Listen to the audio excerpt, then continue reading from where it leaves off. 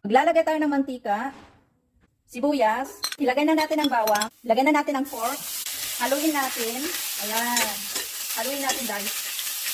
So maglalagay tayo ng hot spring para lumambot yung karne natin. Palambutin mo muna natin siya. Takpan muna natin. Buksan na natin. Malambot na to guys. So maglalagay na tayo ng pampalasa. 4 cubes. Konting magic. Patis. Black pepper. Konting sugar. This is optional. Haluin natin guys kasi mamaya maglalagay tayo ng suka.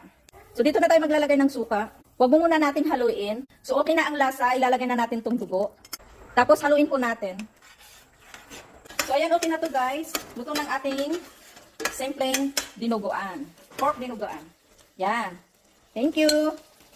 So magpiprito tayo ng pork katsu for princess. Haluin na natin. Ayaw kasi ni princess ng dinuguan kaya ito yung lunch niya.